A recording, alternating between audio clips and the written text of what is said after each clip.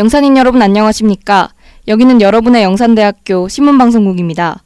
영산대 방송국은 총 600와트로 주간 200분 방송을 하고 있으며 영산인 여러분의 정서 함량과 권익 보장에 힘쓰고 있습니다. 그럼 지금부터 2019년 9월 둘째 주 점심 방송을 시작하겠습니다.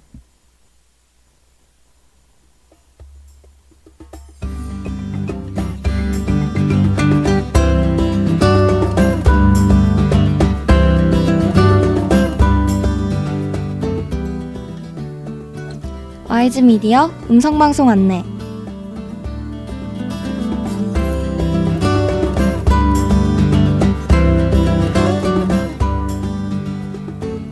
이 시간 이후 방송 순서를 알려드리겠습니다. 음성방송은 음악과 함께 하루의 여유를 찾는 음악 있는 쉼터, 그리고 청춘 여행이 방송됩니다. 학우 여러분의 많은 관심 바랍니다.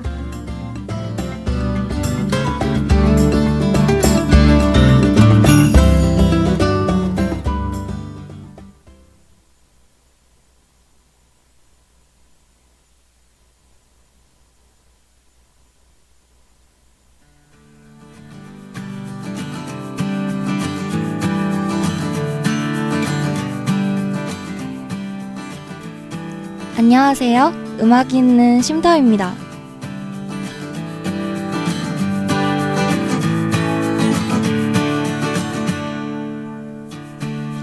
계절이 바뀔 때마다 찾아오는 불청객인 뾰루지와 여드름. 어떻게 하면 흉터가 남지 않게 가라앉힐 수 있을까요? 저는 여드름이 올라오게 되면 여드름 패치를 사용합니다. 피부 트러블은 세균 감염이 쉽기 때문에 외부의 더러운 것들을 차단하는 것이 가장 중요하다고 생각해요. 그래서 혹시라도 손을 대거나 바깥 먼지와 닿지 않게 여드름에 붙여주고 하루나 이틀 정도 있다가 패치를 떼어내는 방식으로 관리를 해주고 있습니다. 대개 하루 이틀이면 뾰루지가 가라앉거나 패치와 함께 떨어져 나가기 때문에 흉터 없이 없애주는 데 도움이 되는 것 같아요.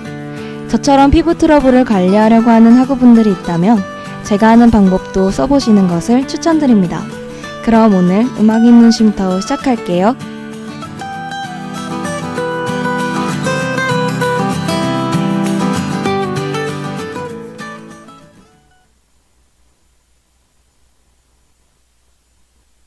뜨겁던 여름이 지나고 어느덧 가을이 다가왔어요.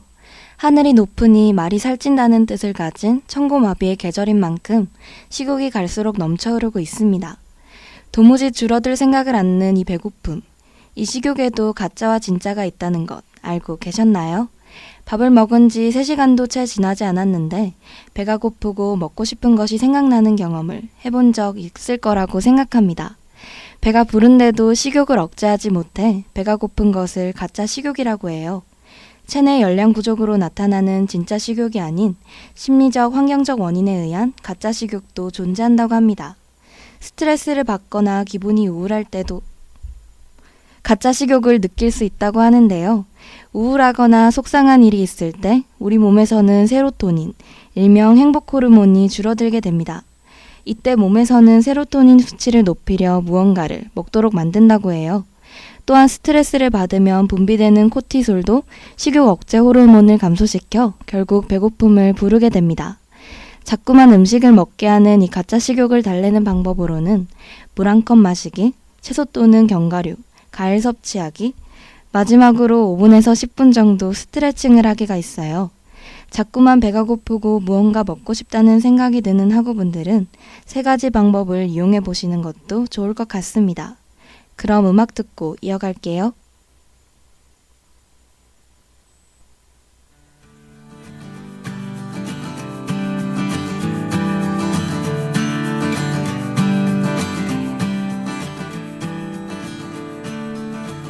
얼마 전 방을 청소하다 어릴 때 했던 게임 CD 3장을 발견하게 되었습니다.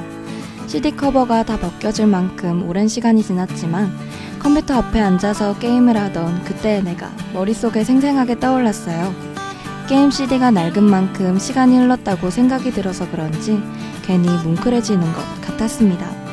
학우 여러분들도 예상치 못하게 찾은 추억의 물건들을 보게 된다면 저처럼 그때의 기억이 떠오르게 될 거예요. 지금 저의 목소리도 여러분들의 추억 한 편에 남길 바라며 오늘 음악이 있는 쉼터는 여기까지입니다. 안녕히 계세요.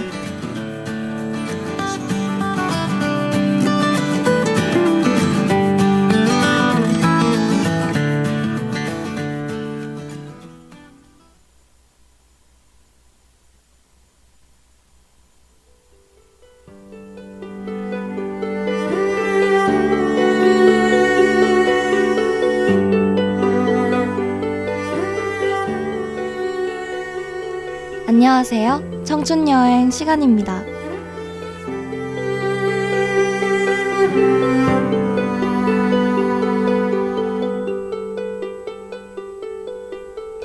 학우 여러분들은 여행 다니는 걸 좋아하시나요? 저는 방학이 되면 최대한 여행을 많이 가보려고 노력하는 편입니다. 국내 여행이든 국외 여행이든 다양한 곳에서 많은 경험을 해보는 것을 좋아하는데요. 그래서 오늘은 학우 여러분들에게 여행지 소개와 그에 맞는 코스를 알려드리려고 합니다. 그럼 첫 번째 청춘 여행 떠나볼게요.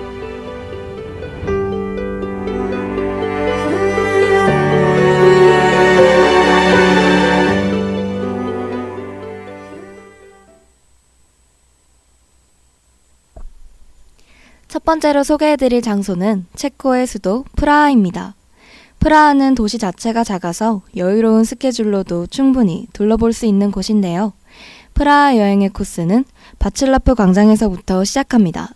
이 광장은 구시자기 광장과 함께 프라하를 대표하는 광장 중 하나인데요. 프라하 시민들의 약속 장소이자 집회나 모임이 시작되는 곳입니다. 그리고 바칠라프 광장의 양대로엔 호텔과 레스토랑, 서점, 여행사, 쇼핑센터들이 늘어서 있어 관광객들이 구경하기에도 적합한 장소예요. 그 다음으로 가볼 곳은 프라하에서 꼭 가봐야 하는 틴성당입니다. 뾰족한 지붕이 하늘을 향해 쏟아있는 틴성당은 멀리서 봐도 한눈에 알아볼 수 있게 생겼어요. 고딕 양식의 외관과는 다르게 성당 내부는 바로크 양식으로 되어 있어 상반되는 분위기를 볼 수 있습니다. 하지만 관광객들에게는 완전 개방을 하지 않으며 미사 시간 전후로만 개방을 하고 있다고 해요. 마지막으로 가볼 곳은 프라하 성입니다. 프라하 성으로 가는 길은 언덕이어서 올라가는데 살짝 필요할 수도 있는데요. 그럴 때는 프라하 트램을 타고 올라가셔도 좋을 것 같습니다. 유럽을 관광할 때 트램 같은 것을 타보면 새로운 경험이 될 거예요. 그리고 이곳은 배경이 아름다워 사진 스팟이 많습니다. 한국인들도 많이 만날 수 있다고 해요. 또한 프라하는 야경이 매우 유명한 도시인데요. 특히 카를교에서 보는 야경은 매우 아름답다고 합니다. 이렇게 프라하의 코스는 야경으로 끝이 나요.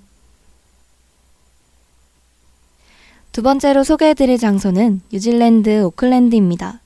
첫 번째로 가볼 곳은 오아테아 광장입니다.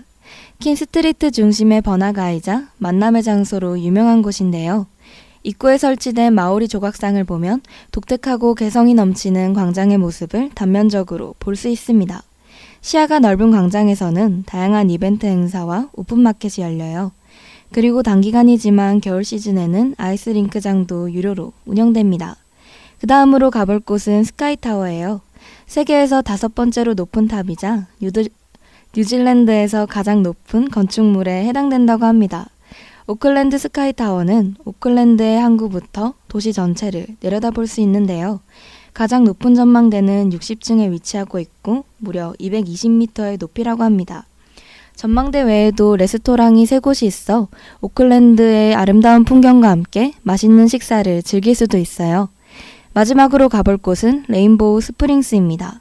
로토루아 원시림과 아름다운 숲 사이에 자리 잡고 있는 곳인데요. 자연 그대로의 키위새들이 뛰어노는 뉴질랜드의 최대 조류 동물원입니다.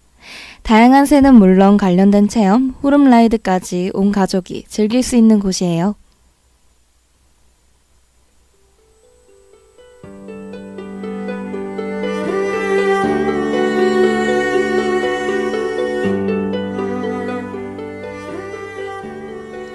오늘 청춘여행에서는 프라하와 오클랜드 여행 코스를 소개해드렸는데요.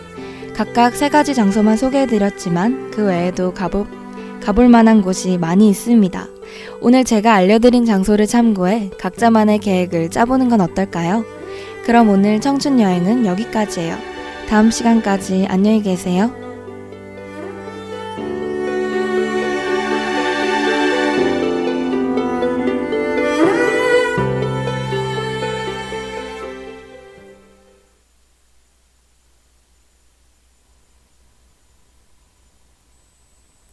지금까지 영산인 여러분은 영산대 방송국에서 보내드린 오늘의 방송을 들으셨습니다.